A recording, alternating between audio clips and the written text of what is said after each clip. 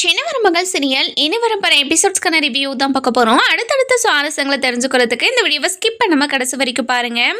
நம்ம காவியா இருந்துட்டு சேதுக்கு கால் பண்ணுறாங்க. கால் பண்ண உடனே சேதுவும் அட்டன் பண்ணி சொல்லு காவியா நல்லா இருக்கேன் அப்படின்னு சொல்லி கேட்கவும், இங்கே பாருங்க மாமா, உங்ககிட்ட ஒரு முக்கியமான விஷயம் பேசணும், நீங்கள் எங்கே இருக்கீங்க மாமா அப்படின்னு சொல்லி கேட்கவும், காவியா தமிழ்ச்செல்வியோட காலேஜில் தான் இருக்கேன், என்ன விஷயம், போஸ் ஏதாவது உங்ககிட்ட சண்டை போடுறானா, பிரச்சனையா ஏதாவது அப்படின்னு சொல்லி கேட்கவும், இல்லை மாமா, உங்கள் வாழ்க்கையில் நடந்த சில பிரச்சனைகளால் தமிழ்ச்செல்வியை நீங்கள் புரிஞ்சிருக்கீங்கன்னு எனக்கு தெரியும். ஆனால் அந்த தமிழ்ச்செல்விக்கும் அந்த பிரச்சனைக்கும் எந்த ஒரு சம்மந்தமும் இல்லைன்னு எனக்கு ஒரு ஆதாரம் கிடச்சிருக்கு. அந்த ஆதாரத்தை உங்ககிட்ட காட்டணும், அதுவும் ராஜாங்க மாமா வச்சு தான் உங்ககிட்ட காட்டணும்னு நான் நினைக்கிறேன். அதனால் முதல்ல நீங்கள் உடனடியாக வீட்டுக்கு வரணும் மாமா, ப்ளீஸ் மாமா அப்படின்னு சொல்லவும், என்ன காவியா சொல்கிற, நீ சொல்கிறதெல்லாம் உண்மையா, எந்த பிரச்சனையை பற்றி சொல்கிற அப்படின்னு சொல்லி கேட்கவும், எதுவாக இருந்தாலும் நேரில் பேசிக்கலாமாம்மா, நீங்கள் உடனடியாக கிளம்பி வாங்க. சரி காவியா நான் வரேன் அப்படின்னு சொல்லிட்டு ஃபோனை வச்சிடுறாங்க. அதுக்கப்புறம் காவியா சேது வீட்டுக்கு கிளம்புறாங்க. இந்த பக்கம் சேது இருந்துட்டு வசந்தி கிட்ட போயிட்டு, இங்கே பாருங்க அத்தை, எனக்கு வீட்டில் ஒரு முக்கியமான வேலை இருக்குது, நான் போயிட்டு வந்துடுவா, அது வரைக்கும் குழந்தைய பார்த்துக்கிறீங்களா அப்படின்னு சொல்லி கேட்கவும், இதை கேட்ட உடனே, இங்கே பாருப்பா, நீங்கள் ஏதோ ஒரு முக்கியமான வேலைன்னு தான் சொல்கிறேன், போய் பார்த்துட்டு வா, அது வரைக்கும் நான் குழந்தைய நாங்கள் பார்த்துக்குறோம், அதுதான் தனம் இருக்கால, நான் பார்த்துக்கிறேன், நீங்கள் போயிட்டு வாங்க அப்படின்னு சொல்லிடுறாங்க. அதுக்கப்புறம் சேது இருந்துட்டு ராஜாங்கத்துக்கு கால் பண்ணி நடந்த விஷயத்தை எல்லாத்தையும் சொல்கிறாங்க. சொன்ன உடனே, என்னையா சேதோ, காவியா எதுக்காக இப்படி சொல்லியிருக்கணும், தமிழ்ச்செல்விக்கும் இந்த பிரச்சனைக்கும் எந்த காரணம் இல்லைன்னா அப்போ யார் இந்த பிரச்சனைக்கெல்லாம் காரணம் தெரியலப்பா, என்னன்னே எனக்கு இன்னும் புரியல, எனக்கே ரொம்ப குழப்பமாக தான்ப்பா இருக்குது, வீட்டுக்கு வந்து காவியா ஏதாவது சொன்னாதான் எனக்கே புரியும், நான் வீட்டுக்கு வந்துக்கிட்டு இருக்கேன்ப்பா. சரிப்பா சேதோ, நீ பொறுமையாகவே வா, என்ன ஏதுன்னு நம்ம பார்த்துக்கலாம் அப்படின்னு சொல்லிட்டு வர வைக்கிறாங்க. அதுக்கப்புறம் நம்ம சேதுவும் காலாட்டை கட் பண்ணிட்டு வீட்டுக்கு வந்துக்கிட்டு இருக்காங்க. இந்த பக்கம் காவியா வீட்டுக்கு வந்த உடனே நம்ம ராஜாங்க காவியாவை பார்த்துட்டு, மாமா காவியா நல்லா இருக்கியாம்மா அப்படின்னு சொல்லி கேட்கவும், நல்லா இருக்க மாமா, சேது மாமா வந்துட்டாரா அப்படின்னு சொல்லி கேட்கவும், இல்லைம்மா வந்துக்கிட்டு இருக்கான், என்னம்மா விஷயம், சேது கால் பண்ணி நடந்த விஷயத்தெல்லாம் சொன்னான், நீ என்னென்னமோ சொல்கிறியாமே, அவன் ரொம்ப பயப்படுறான், என்ன விஷயம்னு சொல்லுமா அப்படின்னு சொல்லி கேட்கவும், இல்லை மாமா, சேது மாமா வந்தால் தான் எல்லா விஷயத்தையும் சொல்லுவேன் அப்படின்னு சொல்கிறாங்க. இதை கேட்டு சாவித்திரி இருந்துட்டு, என்னம்மா காவியா, என்ன விஷயம், ஏதாவது முக்கியமான விஷயம் பேசணுமா அப்படின்னு சொல்லவும், நம்ம காவியா அப்படியே டென்ஷனாக அமைதியாகவே நின்றுக்கிட்டே இருக்காங்க. என்னென்ன, நான் இவ்வளோ வார்த்தை பேசிக்கிட்டு இருக்கேன், காவியா அமைதியாகவே இருக்கா, இங்கே பாரு சாவித்திரி, கொஞ்ச நேரம் அமைதியே இரு அப்படின்னு சொல்லிடுறாங்க. அந்த நேரம் பார்த்து ஈஸ்வரி, சித்ரா, ஐஸ்வர்யா இவங்க 3 பேருமே கீழே வராங்க. வந்த உடனே ஐஸ்வர்யாவை பார்த்துட்டு, ரொம்ப சந்தோஷமா, காவியா மருமகளே எப்பமா வந்த, என்னோட பையன் எங்க, போஸு எங்கடா இருக்க போஸு அப்படின்னு சொல்லவும், இங்கே பாருங்கள், உங்கள் பையனை கூட்டிகிட்டு வந்தால் உங்களை மாதிரியே நீங்கள் மாற்றிடுவீங்க, அதனால தான் உங்கள் பையனை கூட்டிகிட்டு வரல அப்படின்னு சொல்லவும், என்னம்மா காவியா, இத்தனை நாள் கழித்து பார்க்குறேன், ஆனால் நீ இப்படி மூஞ்சில் அடித்த மாதிரி பேசுகிறியே அப்படின்னு சொல்கிறாங்க. இதை கேட்ட உடனே நம்ம ராஜாவங்க இருந்துட்டு, இங்கே பாரு ஈஸ்வரி, கொஞ்ச நேரம் அமைதியாக இரு ஈஸ்வரி அப்படின்னு சொல்கிறாங்க. என்ன நடக்குது ஏது நடக்குதுன்னு நம்ம ஈஸ்வரிக்கு ஒன்றுமே புரிய மாட்டேங்குது. நம்ம சித்ரா இருந்துட்டு, மா இங்கே என்ன தான் நடந்துக்கிட்டு இருக்கமா, இங்கே நடந்துக்கிட்டு இருக்கிறதெல்லாம் பார்த்தா எனக்கு அப்படியே தலையே சுத்துற மாதிரி இருக்குமா அப்படின்னு சொல்கிறாங்க. அதுக்கப்புறம் நம்ம அதாவது சேது வந்துட்டு வீட்டுக்கு வந்துடுறாங்க. வந்த உடனே நம்ம காவியா இருந்துட்டு, வாங்க மாமா, உங்களுக்காக தான் நான் இவ்வளோ நேரம் வெயிட் பண்ணிக்கிட்டு இருந்தேன், இங்கே பாரு காவியா, எந்த விஷயமா இருந்தாலும் நேரடியாக உடனே சொல்லிவிடு, என் மண்டையை பிச்சுக்கிற மாதிரி இருக்குது, இங்கே பாருங்க மாமா, ஜெனிக்கும் சக்திக்கும் கல்யாணம் பண்ணி வச்சது தமிழ்ச்செல்வி தான், தமிழ்ச்செல்வியால் தான் ராஜாங்க மாமாவோட பதவி பறி போய் போலீஸ் ஸ்டேஷனுக்கு போய் அங்கே அடி வாங்கி பதவி பறி போயின்னு சொல்லிட்டு நிறைய விஷயம் நடந்தது, இது எல்லாத்துக்கும் காரணம் தமிழ்ச்செல்வி தான் இப்போ வரைக்கும் நீங்கள் நினச்சிக்கிட்டு இருக்கீங்க, ஆனால் அதுக்கும் தமிழ்ச்செல்விக்கும் எந்த ஒரு சம்மந்தமும் இல்லை அப்படின்னு சொல்கிறாங்க. இதை கேட்ட உடனே நம்ம ராஜாங்கத்துக்கு சேதுக்கும் 2 பேருக்குமே பயங்கர ஷாக்கு. அதுக்கப்புறம் நம்ம ஈஸ்வரி இருந்துட்டு, காவியா என்ன காவியா சொல்லிக்கிட்டு இருக்க, இங்கே பாருங்க, நான் எதை சொல்ல வரேன்னு உங்களுக்கு ஏற்கனவே புரிஞ்சுட்டு இருக்கோன்னு நினைக்கிறேன், அதனால நீங்கள் எதுவுமே பேசாமல் அமைதியாக இருங்க அப்படின்னு ஈஸ்வரியை அப்படியே வாயை மூட வச்சிடறாங்க. அதுக்கப்புறம் நம்ம சித்ரா இருந்துட்டு, மா என்னம்மா நம்ம தான் இது எல்லாத்தையும் பண்ணதுன்னு சொல்லிட்டு காவியாக்கு தெரிஞ்சிருச்சாமா, அதனால தான் எல்லா விஷயத்தையும் மாமா கிட்ட பெரியப்பா கிட்டேயும் அண்ணன்கிட்டயும் சொல்ல வராங்களாமா, மாமா இந்த விஷயம் மட்டும் தெரிஞ்சா கண்டிப்பாக பெரியப்பா நம்மளை வீட்டை விட்டு அனுப்பிடுவாங்கம்மா, அப்படியே கொஞ்ச நேரம் அமைதியாக இருடி, நானே ரொம்ப பதறி போயிருக்கேன் அப்படின்னு சொல்லவும், இந்த பக்கம் நம்ம சேது இருந்துட்டு, காவியா என்ன காவியா பேசிக்கிட்டு இருக்க, அப்போது தமிழ்ச்செல்வி காரணம் இல்லைன்னா வேற யாரு காரணம், அவ தான் அவங்க அப்பாவுக்கு கால் பண்ணி விஷயத்த சொல்லி எப்படியாவது ஜெனிக்கோ சக்திக்கோ கல்யாணம் பண்ணி வச்சிருங்கன்னு எங்கள் பேச்சை மீறி செஞ்சுட்டா, ஆனால் நீ என்ன வேற ஏதோ சொல்லிக்கிட்டு பண்ணிக்கிட்டு இருக்க அப்படின்னு சொல்லி கேட்கவும், இங்க பாருங்க மாமா, நான் ஒரு வீடியோ ஆதாரம் கொண்டு வந்திருக்கேன். இந்த ஆதாரத்த மட்டும் பாருங்க. நீங்க இத பார்த்தீங்கன்னா கண்டிப்பா தமிழ்ச்செல்விக்கும் இந்த விஷயத்துக்கும் எந்த ஒரு சம்மந்தமும் இல்லைன்னு நீங்க புரிஞ்சுப்பீங்க அப்படின்னு சொல்லிட்டு வீடியோவா காட்டுறாங்க. நம்ம ஐஸ்வர்யா, சித்ரா, ஈஸ்வரி இவங்க 3 பேரையுமே அந்த வீடியோல இருக்காங்க. நம்ம ஈஸ்வரி பேசுறாங்க, "இங்க பாரு, அந்த தமிழ்ச்செல்வியை எப்படியாவது இந்த வீட்டை விட்டு போக வைக்கணும்னு நினைச்சோம். இப்போ அதை நம்ம சாதிச்சு காட்டிட்டோம். ரொம்ப சந்தோஷமா இருக்குல்ல. இனிமே சேதுவை எப்படியாவது ஐஸ்வர்யாவுக்கு கல்யாணம் பண்ணி வைக்கணும். அதுதான் நம்மளோட ஃபர்ஸ்ட் டார்கெட்டா இருக்கணும்" அப்படின்னு சொல்லி ஈஸ்வரி சொல்லவும், எப்படிம்மா அந்த தமிழ்ச்செல்வி ஃபோன்ல இருந்து அதாவது தமிழ்ச்செல்வி ஃபோன்ல இருந்து அவங்க அப்பாவுக்கு கால் பண்ணி ஐஸ்வர்யாவை மிமிக்ரி பண்ணி பேச சொன்னீங்க. அது சொன்னதுனால தான்மா இவ்வளோ பெரிய பிரச்சனை நடந்து இனிமே வாழ்க்கை முழுக்க தமிழ்ச்செல்வி இந்த வீட்டுக்கே வராத மாதிரி பண்ணிட்டீங்களே. இந்த விஷயம் மட்டும் நம்ம தான் செஞ்சதுன்னு பெரியப்பாக்கும் வீட்டில் இருக்கிறவங்களுக்கும் தெரிஞ்சதுன்னா என்ன ஆகுமா அப்படின்னு ஈஸ்வரி ஒரு பக்கம் சொல்லவும், சித்ரா ஒரு பக்கம் சொல்லவும், இதை கேட்ட ஈஸ்வரி இருந்துட்டு, இங்க பாருடி, இந்த விஷயம் யாருக்குமே தெரியாது. யாருக்கு தெரிய போகுது? கண்டிப்பா யாருக்கும் தெரியறதுக்கு வாய்ப்பே கிடையாது.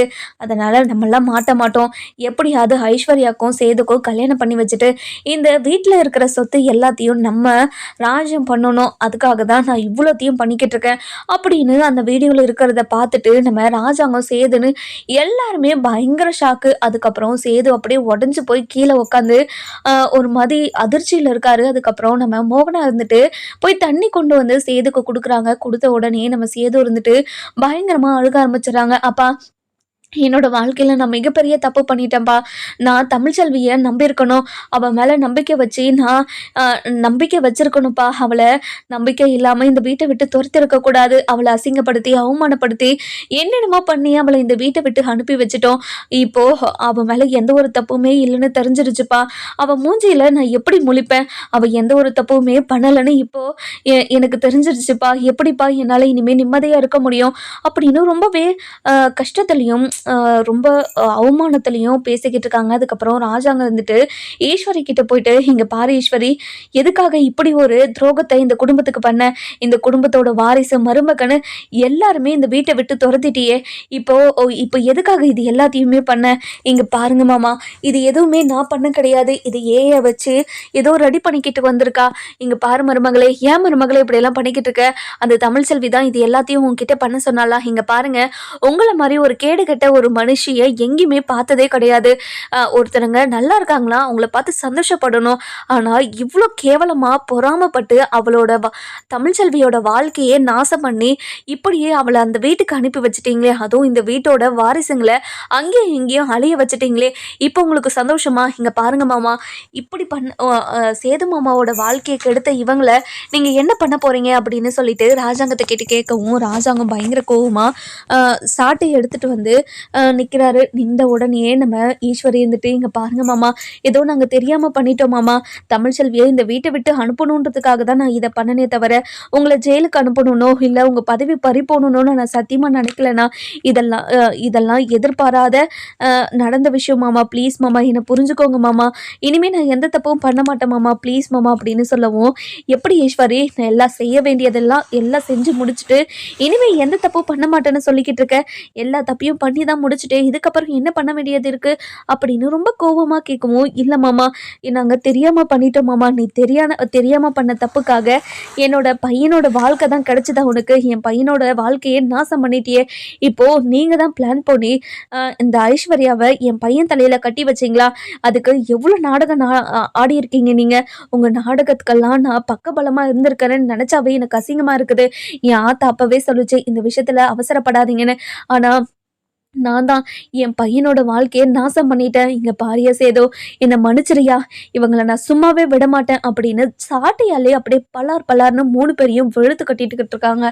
இதை பார்த்துக்கிட்டு இருந்தேன் நம்ம சகோதரிக்கு அப்படியே குழுன்னு இருக்குது. ஆனால் இவ்வளோ பெரிய துரோகத்தை நம்ம குடும்பத்துக்கு பண்ணியிருக்காங்கண்ணே, இவங்களை நம்ம சும்மாவே விடக்கூடாதுங்கண்ணே. அடிங்கண்ணே, நல்லா அடிங்கண்ணே, அப்போ தான் உங்களுக்கு புத்தி வரும். இப்போ நம்ம வீட்டு வாரிசு இந்த வீட்டில் இல்லாத காரணமே இவங்க 3 பேர் தான். இவங்க 3 பேரும் இனிமேல் இந்த வீட்டில் இருக்கவே கூடாதுன்னு, நீங்க இந்த வீட்டை விட்டு இவங்களை அனுப்புங்கன்னு அப்படின்னு ஒரு ஐடியாவை போட்டு கொடுக்குறாங்க. நம்ம மோகனா இருந்துட்டு, இங்க பாருங்க, நானும் தமிழ்ச்செல்விய ரொம்ப தப்பா நினைச்சுட்டேங்க. தமிழ்ச்செல்வி ரொம்ப ரொம்ப நல்ல பொண்ணு. அவ மனசுக்கு எங்க போனாலும் நல்லாதாங்க இருப்பா. அவள இவ்வளவு தூரம் காயப்படுத்தி, அசிங்கப்படுத்தி, அவமானப்படுத்தி, கேட்கக்கூடாத கேள்வியெல்லாம் கேட்டு, அவள இந்த வீட்ட விட்டு துரத்துனது மிகப்பெரிய தப்புங்க. நம்ம இப்படிலாம் பண்ணியிருக்க கூடாதுங்க. இங்க பாரு சேது, நானும் அவள தப்பா நினைச்சுட்டேன் தான். நான் இல்லைன்னெல்லாம் சொல்லல. ஆனா நீயாவது அவள நம்பியிருக்கணும்ல. இப்ப பாரு, அவ மேல எந்த ஒரு தப்புமே இல்லைன்னு தெரிஞ்சதுக்கப்புறம், இப்ப அவ மூஞ்சில போய் நம்ம எப்படி முழிப்போம்? அவகிட்ட போய் மன்னிப்பு கேட்டா அவ நம்மள மன்னிப்பாளா? கண்டிப்பா ஜென்மத்துக்கும் உங்களை மன்னிக்க மாட்டேன். இனிமே இந்த வீட்டில் இருக்கிறவங்க யாரோ நான் யாரோ அப்படின்னு இந்த சூலத்துல சத்தியம் பண்ணிட்டு போனாலே இனிமே இந்த வீட்டுக்கும் வரவே மாட்டா. இந்த வீட்டு வாரிசும் இங்குக்கும் அங்குக்கும் தெரிஞ்சுன்னு கஷ்டப்பட்டுக்கிட்டு தான் இருக்கும் அப்படின்னு ரொம்பவே வருத்தப்பட்டு பேசிக்கிட்டு இருக்கவும், நம்ம மோகனை பேசுறதெல்லாம் கேட்ட ராஜாங்கத்துக்கு பயங்கர கோவம் வந்து அப்படியே அடி அடின்னு அடிச்சுக்கிட்டே இருக்காங்க. மாமா வலிக்குது மாமா, அடிக்காதீங்க மாமா, ப்ளீஸ் மாமா, நாங்கள் தெரியாமல் பண்ணிட்டோம் மாமா, ப்ளீஸ் மாமா அடிக்காதீங்க அப்படின்னு சொல்லி ரொம்பவே கதறிக்கிட்டு இருக்காங்க. அதுக்கப்புறம் நம்ம சித்ரா இருந்துட்டு, பெரியப்பா இங்கே பாருங்க பெரியப்பா, அந்த தமிழ்ச்செல்வி இந்த வீட்டை விட்டு துரத்தணுன்றதுக்காக தான் இப்படிலாம் பண்ணோம். ஆனால் நீங்கள் ஜெயிலுக்கு போவீங்க, அங்கே அடி வாங்குவீங்க, உங்கள் பதவி பறி போகணும் அப்படின்னு நினச்செல்லாம் நாங்கள் பண்ணலை. எங்களை மன்னிச்சிருங்க ப்ளீஸ் பெரியப்பா அப்படின்னு சொல்லிட்டு கெஞ்சிக்கிட்டு இருக்காங்க. இதெல்லாம் கேட்ட நம்ம ஈஸ்வரி இருந்துட்டு ரொம்பவே அழுதுகிட்டே, இங்க பாருங்க மாமா, நான் தெரியாம தப்பு பண்ணிட்டேன் மாமா, இனிமே எந்த தப்புமே பண்ண மாட்டேன், என்னை மன்னிச்சிருங்க அப்படின்னு சொல்லிட்டு ரொம்பவே அழுதுகிட்டே இருக்காங்க. அதுக்கப்புறம் என்ன, நம்ம ராஜாங்க இருந்துட்டு, இங்க பாரிய சேதோ, இனிமே ஒரு நிமிஷம் கூட இவங்க 3 பேரும் இந்த வீட்டில் இருக்கவே கூடாது, இவங்களை முதல்ல இந்த வீட்டை விட்டு துரத்தணும். இங்க பாருங்க, நீங்க ஒரு நிமிஷத்துக்குள்ள இந்த வீட்டை விட்டு போலனா நாங்க உங்க கழுத்தை பிடிச்சிட்டு தர தரன்னு வெளியே இழுத்துட்டு போய் விட்டுருவோம்.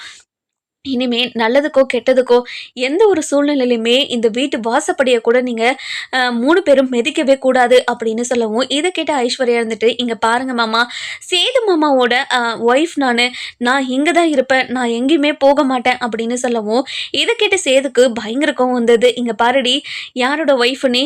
என்னை பித்தலாட்டம் பண்ணி கல்யாணம் பண்ணிக்கிட்டதுக்கு கல்யாணம் பண்ணிட்டு இப்படி ஒரு கேவலமான விஷயத்த சொல்றியே, நீ எனக்கு பொண்டாட்டியும் இல்லை, நான் உனக்கு புருஷனும் கிடையாது அப்படின்னு சொல்லவும், நம்ம காவியை கை தட்டிக்கிட்டே முன்னாடி வராங்க. வந்த உடனே நம்ம ஈஸ்வரி இருந்துட்டு அப்படியே ஒரு மாதிரி நம்ம காவியாவை பார்க்குறாங்க.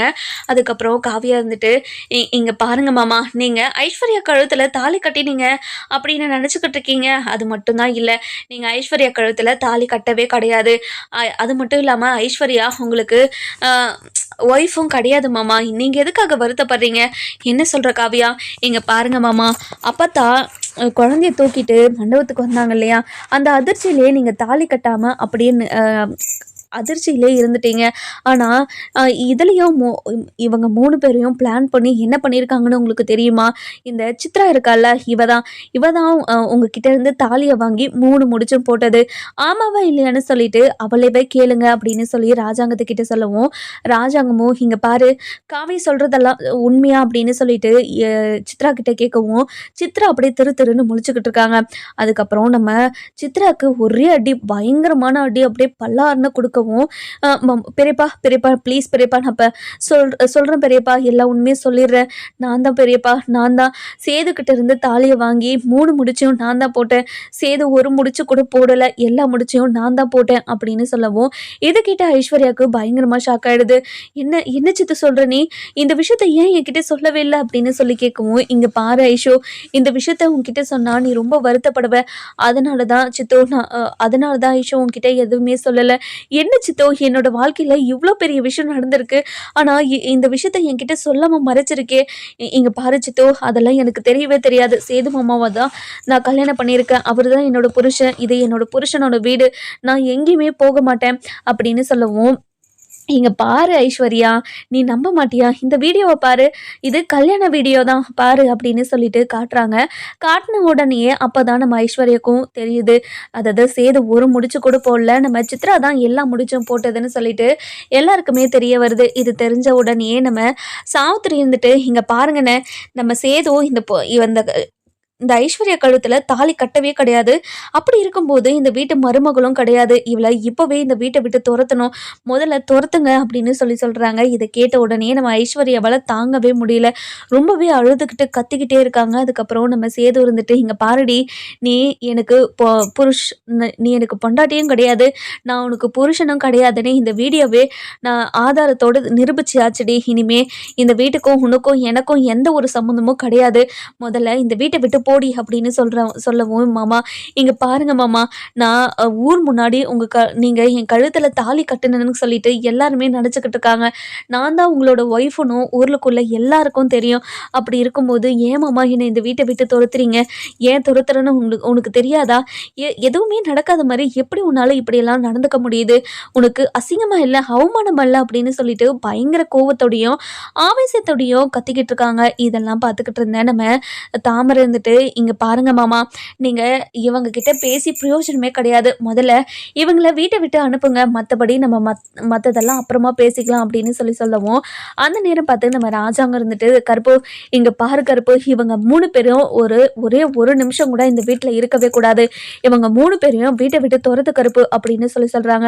நம்ம கருப்பும் "சரிங்க மாமா" அப்படின்னு சொல்லிட்டு, "இங்க பாருங்க, 3 பேரும் இப்ப கிளம்புறீங்களா? இல்ல கழுத்த பிடிச்சு வெளிய தள்ளட்டுமா?" அப்படின்னு கேட்கவும், நம்ம ஈஸ்வரி இருந்துட்டு கருப்ப முறைக்கிறாங்க. முறைச்ச உடனே, "இங்க பாருங்க, நீங்க முறைச்சாலும் நான் இப்படிதான் சொல்லப் போறேன். எதுக்காக என்ன முறைக்கிறீங்க நீங்க? நீங்க எப்படி முறைச்சாலும், என்ன பண்ணாலும் நீங்க இந்த வீட்ட விட்டு போய் தான் ஆகணும். முதல்ல வீட்ட விட்டு போங்க" அப்படின்னு நம்ம கருப்பு சொல்லவும், "என்னால இந்த வீட்ட விட்டு போக முடியாது" அப்படின்னு நம்ம ஐஸ்வர்யா ஒரு பக்கமும், சித்ரா இருந்துட்டு, "இங்க பாருங்கம்மா, நம்ம இந்த வீட்ட விட்டு போனா எங்கம்மா போவோம்? நமக்கு ஆதரவு குடுக்கறதுக்குன்னு யாருமே கிடையாது. அப்படி இருக்கும்போது நம்ம எங்கம்மா போவோம்?" அப்படின்னு சொல்லிட்டு அழுதுகிட்டே சொல்லவும், "இங்க பாருங்க மாமா, உங்கள விட்டா எங்களுக்கு யாரு மாமா இருக்கா? க எங்களுக்கு யாருமே கிடையாது. நாங்க இனிமே எந்த ஒரு தப்புமே பண்ண மாட்டோம் மாமா. ப்ளீஸ் மாமா. இங்க பாரு ஈஸ்வரி, நீ ஒவ்வொரு முறையும் தப்பு பண்ணும்போதெல்லாம் உன்னை மன்னிச்சு இந்த வீட்டிலே ஏத்துக்கிறேங்க பாத்தியா? அதனால தான் நீ இப்படி கொழுப்பேறி போய் இப்படி எங்க குடும்பத்தில் இருக்கிற எல்லாரோட நிம்மதியும் கெடுத்துட்ட. இனிமே நீ கெடுக்கிறதுக்கு இந்த வீட்டில் யாரோட நிம்மதியும் இல்லை. அதனால முதல்ல இங்கேருந்து கிளம்பு" அப்படின்னு பயங்கர கோவத்தோட திட்டி, "கருப்பு, அவங்கள கழுத்தை பிடிச்சி வெளியே தள்ளு" அப்படின்னு சொல்லிடுறாங்க. அதுக்கப்புறம் நம்ம கருப்பு இருந்துட்டு ஈஸ்வரியோட கையை பிடிச்சிக்கிட்டோம், நம்ம சித்ராவோட கையை பிடிச்சிக்கிட்டோம், தர தரன்னு இழுத்துட்டு போய் வெளியே விடுறாங்க. நம்ம சேது வந்துட்டு ஐஸ்வர்யாவோட கழுத்தை பிடிச்சிக்கிட்டு தர தர தரன்னு வெளியே இழுத்துட்டு போய் விட்டுடுறாங்க. "இங்க பாருடி, இனிமே இந்த வீட்டு பக்கம் இது வந்துட போறீங்க" அப்படின்னு சொல்லிட்டு வெளியே விட்டுட்டு எல்லாருமே உள்ள வராங்க. உள்ள வந்த உடனே, "அப்பா இங்க பாருங்கப்பா, இப்போ தமிழ்ச்செல்வி மேல எந்த ஒரு தப்புமே இல்லைன்னு தெரிஞ்சிருச்சு. இதுக்கப்புறம் நம்ம என்னப்பா பண்ண போறோம்?" அப்படின்னு கேட்கவும், "இங்க பாருப்பா சேது, இந்த விஷயத்துல எனக்கு என்ன பண்றதுன்னே தெரியலப்பா. ஏன்னா தமிழ்ச்செல்வி ரொம்ப ரொம்ப கோவத்துல இருப்பா. அவளோட மனசுல இருக்கிற கோவத்தையும் ஆத்திரத்தையும் எப்படி நம்ம நம்ம அவ மனசுல இருந்து எப்படி போக போறோம்? அதெல்லாம் மறந்து எப்படி நம்ம கூட அவ வருவா? அதெல்லாம் நினைச்சாவே எனக்கு ரொம்ப ரொம்ப குழப்பமா இருக்குதுப்பா. நம்ம என்னப்பா பண்றது?" அப்படின்னு கேட்கவும், இது கேட்ட உடனே நம்ம ஈஸ்வரி நம்ம சாவித்திரி இருந்துட்டு, இங்க பாருங்கண்ணே, நம்ம குடும்ப வாரிசுக்காக அவகிட்ட போய் மன்னிப்பு கேட்டு தானே ஆகணும். அவ எந்த தப்புமே பண்ணலன்னு சொல்லிட்டு நமக்கு தெரிஞ்சிருச்சுல்ல. தெரிஞ்ச உடனே அவகிட்ட போய் மன்னிப்பு கேட்டு அவளை வீட்டுக்கு கூட்டிட்டு வந்துடலான்னு. நம்ம 2 நம்ம வீட்டு வாரிசு 2 குழந்தையும் இந்த வீட்டில தான் வளரணும். அந்த வீட்டில வளர்றதுக்கு நம்ம நம்ம வீட்டு வாரிசுக்கு என்ன தலையெழுத்தா என்ன? இங்க பாருங்கண்ணே, நீங்க எப்படியாவது தமிழ்ச்செல்வி கிட்ட மன்னிப்பு கேட்டு அவளை இந்த வீட்டுக்கு கூட்டிட்டு வரணும் ப்ளீஸ்ண்ணே அப்படின்னு சொல்லிட்டு சாவித்திரி ஒரு பக்கமும் சொல்றாங்க. இதை கேட்டு நம்ம தாமரை இருந்துட்டு, "என்னம்மா நீங்க தமிழ்ச்செல்வியை இந்த வீட்டுக்கு வர சொல்லி இப்படி சொல்லிக்கிட்டு இருக்கீங்க? அந்த தமிழ்ச்செல்வி இந்த வீட்டுக்கு வந்தா எப்படிம்மா?" அப்படின்னு சொல்லவும், "ஏய் அமைதியா இருடி, அந்த தமிழ்ச்செல்வி இந்த வீட்டுக்கு வரமாட்டான்னு தெரியும்டி. ஆனா அண்ணன்கிட்ட நான் நல்ல பேர் வாங்கணும்ல, அதனால தாண்டி இப்படியெல்லாம் பேசிக்கிட்டு இருக்கேன். கண்டிப்பா அந்த தமிழ்ச்செல்வி இந்த வீட்டுக்கு வரவே மாட்டா. அவ்வளோ கோவத்துல இந்த வீட்டை விட்டு போயிருக்கா. அதனால நீ கவலைப்படாதடி" அப்படின்னு சொல்றாங்க. "நீ சொல்றதும் நியாயம்தாம்மா" அப்படின்னு இந்த பக்கம் சொல்லிக்கிட்டு இருக்கவும், இன்னொரு பக்கம் பார்த்தீங்கன்னா நம்ம ராஜாங்கம், சேது எல்லாருமே பயங்கர குழப்பத்தில் இருக்காங்க. நம்ம மோகனா இருந்துட்டு, "என்னங்க நீங்க இப்போ என்னங்க பண்ண போறீங்க? இப்போ என்னதாங்க இதுக்கு வழி?" அப்படின்னு கேட்கவும், "இங்க பாரு மோகனா, நானும் சேதும் போய் தமிழ்ச்செல்வி கிட்ட பேசிட்டு வரோம். ஏங்க நானும் வரவாங்க? நானும் தமிழ்ச்செல்வி கிட்ட மன்னிப்பு கேட்கணுங்க. அவள நானும் தப்பா நெனச்சுட்டேன். அவள நான் தப்பா நெனச்சிருக்கவே கூடாது. அது மிகப்பெரிய தப்புன்னு நான் இப்பதாங்க புரிஞ்சுக்கிட்டேன். நானும் வரேங்க. இல்ல, இல்ல. இல்ல மோகனா, நானும் சேதுவும் மட்டும் போயிட்டு வரோம். மத்தவங்கலாம் நம்ம நாளைக்கு போய்க்கலாம். இப்போ நானும் சேதுவும் மட்டும் போய் பேசிட்டு வந்துர்றோம் அப்படின்னு சொல்லி, நம்ம சேதுவும், ராஜாங்கமும் இப்போ காலேஜுக்கு கிளம்புறாங்க. காலேஜில நம்ம தமிழ்ச்செல்வி வந்துட்டு எக்ஸாம அப்படியே சீரியஸா எழுதிக்கிட்டு இருக்காங்க.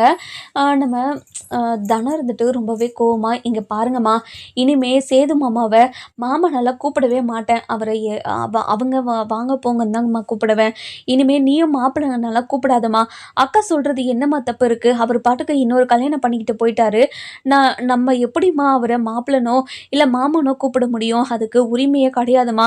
நம்ம அக்கா சொன்ன மாரி இனிமே அவர 3வது மனுஷன் மாரி தான் நம்ம பார்க்கணும். சரியா?" அப்படின்னு சொல்லி பேசிக்கிட்டு இருக்காங்க. அந்த நேரம் பார்த்து ராஜாங்கமும், சேதுவும் காலேஜுக்கு வந்துடுறாங்க. வந்த உடனேயே நம்ம வசந்தி இருந்துட்டு, "வாங்கய்யா, வாங்க" அப்படின்னு சொல்லி கூப்பிடுறாங்க. அதுக்கப்புறம் சேது இருந்துட்டு, அ "தமிழ்ச்செல்வி வந்துட்டாளா?" அப்படின்னு சொல்லி கேட்குறாங்க. "என்ன என்ன தம்பி ஒரு மாதிரியா இருக்கீங்க? என்னாச்சு?" அப்படின்னு சொல்லி கேட்கவும், "ஒண்ணும் இல்ல. தமிழ்ச்செல்வி வந்தா அவகிட்ட ஒரு விஷயம் பேசணும்" அப்படின்னு சொல்லி சொல்றாங்க. நம்ம ராஜாங்க இருந்துட்டு, அ "இங்க பாரும்மா வசந்தி, உன்கிட்டயும் நான் ஒரு விஷயம் பேசணும். தமிழ்ச்செல்வி மேல எந்த ஒரு தப்புமே இல்லன்னு சொல்லிட்டு இப்ப தான் எங்களுக்கு தெரிஞ்சது. தமிழ்ச்செல்வி எந்த எ எ நான் அசிங்கப்பட்டதுக்கும், அவமானப்பட்டதுக்கும் ஒரு துளி கூட காரணம் இல்லன்னு இப்ப தான் எனக்கு தெரிஞ்சது. அதனால தான் அவகிட்ட மன்னிப்பு கேட்டுட்டு போலான்னு வந்திருக்கேன்" அப்படின்னு சொல்லி சொல்றாங்க. இத கேட்ட நம்ம வசந்திக்கு பயங்கர சந்தோஷம். "என்னய்யா சொல்றீங்க? என் பொண்ணு மேல எந்த தப்பும் இல்லன்னு இப்ப புரிஞ்சுக்கிட்டீங்களா?" அப்படின்னு சொல்லி கேட்கவும், "இங்க பாரும்மா வசந்தி, தமிழ்ச்செல்விய புரிஞ்சுக்காம நாங்க 2 பேரும் தமிழ்ச்செல்விய அசிங்கப்படுத்தி, அவமானப்படுத்தி அவள இந்த வீட்ட விட்டு அனுப்புனது மிகப்பெரிய தப்புன்னு நாங்க இப்ப புரிஞ்சுக்கிட்டோம்.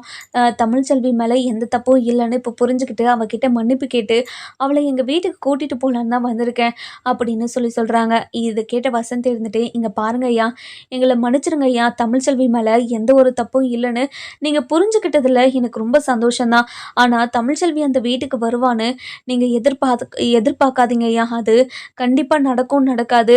நான் நடக்கவும் விடமாட்டேன்" அப்படின்னு சொல்லி சொல்றாங்க. இத கேட்ட உடனேயே நம்ம நம்ம அ அதாவது ராஜாங்க இருந்துட்டு, "என்ன என்ன சொல்றீங்க? நீங்க சொல்றதெல்லாம் என்னால ஏத்துக்க முடியல. ஒரு தாயா ஒரு பொண்ணு புகுந்த வீட்ல போய் வாழ்றத தானே ஆசைப்படுவாங்க. இங்க பாருங்கய்யா, என் பொண்ணு சுயமரியாதையோட வாழணும்னு நெனைக்கிறேன். 6 மாசத்துக்கு ஒரு முறை என் பொண்ணு மேல பெரிய பழிய தூக்கி போட்டு, நீங்க காலுல மிதிக்காத குறையா என் பொண்ண வீட்ட விட்டு தொரத்தி, என்னென்னமோ பண்ணியிருக்கீங்க. அ அதுக்காக இப்போ வரைக்குமே நான் வருத்தப்பட்டதில்ல. அவங்க ஏதோ தெரியாம புரிஞ்சுக்கிட்டாங்க, தப்பா புரிஞ்சுக்கிட்டாங்க அப்படின்னு என் பொண்ண தான் நான் கண்டிச்சிருக்கேனே தவிர, உங்க மேல நான் எந்த ஒரு தப்புமே சொன்னது கிடையாது. ஆனா, என் பொண்ணு சொன்னதுக்கப்புறம் தான் எனக்கே புரிஞ்சுச்சு. என் பொண்ணோட சுயமரியாதை தான் எனக்கு முக்கியம். அதனால கண்டிப்பா என் பொண்ணோட சுயமரியாதை இழந்து நாங்க எதுவும் செய்ய மாட்டோம். அப்படின்னு சொல்லி சொல்லவும், இத கேட்டு நம்ம சேது இருந்துட்டு ரொம்பவே வருத்தப்படுறாங்க. "இங்க பாருங்கம்மா, நான் பண்ணது எல்லாமே தப்பு தான். என்ன மன்னிச்சிடுங்க. இனிமே அப்படி ஒரு தப்பு நடக்காம தமிழ்ச்செல்விய நான் பார்த்துக்கிறேன். இங்க பாருங்க தம்பி, ஏற்கனவே நீங்க இப்படி தான் நெறைய வாட்டி சொல்லிட்டீங்க. என் பொண்ணோட மனசுல இருந்த எல்லா நம்பிக்கையும் உடைஞ்சிருச்சு. அவளோட நம்பிக்கைய ஒட்ட வைக்க முடியாது. அவளோட அவளுக்கு நம்பிக்கை இருந்தா அவள கூட்டிட்டு போங்க. அவ வரேன்னு சொன்னா கண்டிப்பா நான் அவள தடுக்க மாட்டேன். அதே மாரி நீங்க அவள வரலன்னு சொன்னா, அவள கட்டாயப்படுத்தக்கூடாது. அவ இப்போ எக்ஸாம் எழுதிக்கிட்டு இருக்கா. எக்ஸாம் போய்க்கிட்டு இருக்கு. இந்த இந்த சமயத்துல அவள யாரும் டென்ஷன் பண்ணாம இருக்கணும்.